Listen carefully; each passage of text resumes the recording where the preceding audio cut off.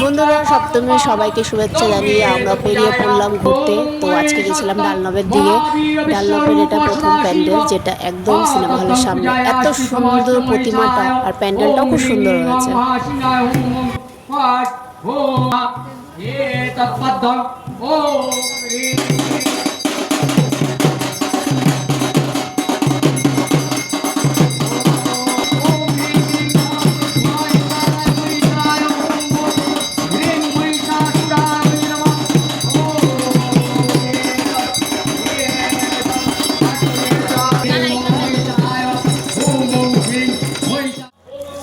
এরপর চলে আসলাম আরও একটা নতুন মণ্ডপে, তো যেটা তৈরি হচ্ছে আমাদের কলকাতার ঐতিহ্য ট্রাম, সেই আদলে এই প্যান্ডেলটা তৈরি। তা এত সুন্দরভাবে স্ট্রাকচার এটা তৈরি করেছে।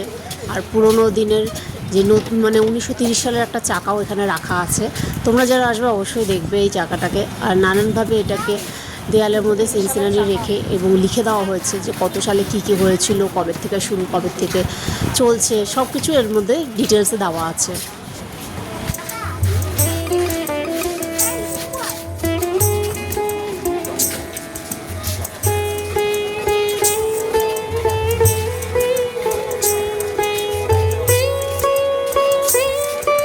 এবার দেখুন এই প্রতিমাটা খুব সুন্দর তৈরি করা হয়েছে। অনেকটা বেশ দারুণ, অনেকটা মডেল টাইপের হবে, কিন্তু স্টাইলিশভাবে তৈরি করা। আসল মূর্তি এটা না, আসল ছোটো আছে সাইডে, যেটাকে পূজা করা হচ্ছে, এটাকে মডেল হিসাবেই রাখা হয়েছে।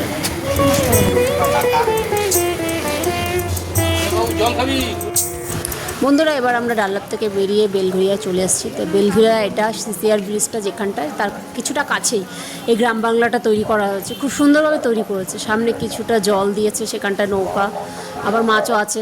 দুপাশে গ্রামের যেমন থাকে সেরকমভাবে তৈরি করেছে।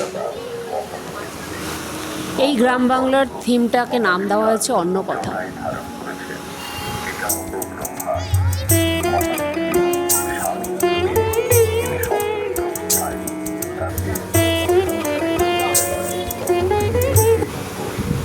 এখানের মূর্তিটা দেখুন, খুব সুন্দর, একচালার মধ্যে, কিন্তু দেবীর মুখটা অসাধারণ সুন্দর।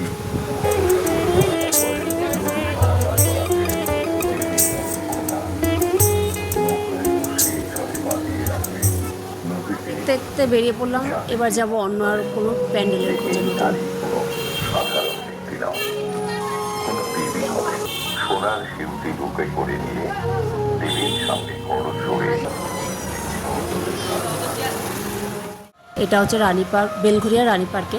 তো এখানটায় দেখানো হয়েছে যে জলই মানে প্রাণীদের জীবন, আর পৃথিবীর ভারসাম্য যাতে ভালো থাকে, বজায় থাকে, তার জন্য গাছপালা যাতে না কাটা হয়, প্রাকৃতিক ভারসাম্যের জন্য। তো এইভাবে এটা থিমটা গড়ে তোলা হয়েছে। এবারে দেখুন প্রতিমাটা সামনেই আছে। এই যে প্রতিমা, এটা হচ্ছে শিব আর পার্বতী, আর তার পাশেই রয়েছে প্রতিমা।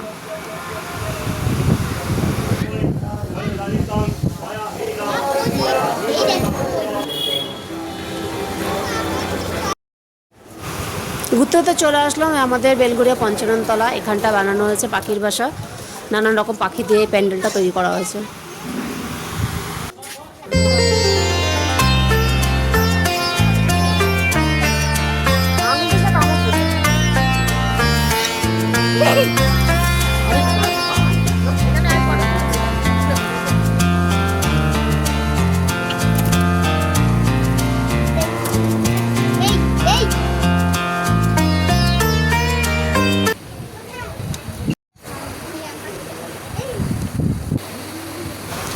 এখানে দেবীর মূর্তি একচালাতে তৈরি করা, এবং তার কি সুন্দর হাতের কারুকার্য দেখুন। মায়ের মুখটা একবার দেখুন, অসাধারণ সুন্দর। আর অন্যান্য জায়গায় দেখি কি সুন্দর সাদার মধ্যে বা নীলের মধ্যে, এখানে মাকে পুরো হলুদের মতো, মানে হলুদের রঙে তৈরি করেছে। আর প্যান্ডেলটা পুরো বাঁশের তৈরি, আর চারিপাশে হাড়ি দেওয়া মাটির, যাতে পাখির বাসা কীভাবে হয় সেটাই এখানটা তুলে ধরা হয়েছে এর মধ্যে। এবং নানান রকম পায়রা, ছোট ছোট পাখি, নানান রকম পাখি দিয়ে এই জায়গাটাকে তৈরি করা হয়েছে। আর উপরের মণ্ডপ সজ্জাটা পুরো বেতের বা বাঁশের তৈরি। এবার চলে আসলাম আগরপাড়া উসুমপুরে। এটা হচ্ছে একটি গাছ একটি প্রাণ থিমের উপরে তৈরি করেছে। এত সুন্দর প্যান্ডেলটা, যারা যারা না দেখলে বিশ্বাস করতে পারবেন না। অবশ্যই এসে এই জায়গাটা একবার হলেও ঘুরে যাবেন। ভিডিওগুলো ভালো লাগলে অবশ্যই শেয়ার করে দেবেন আর কমেন্ট করবেন কেমন লাগছে।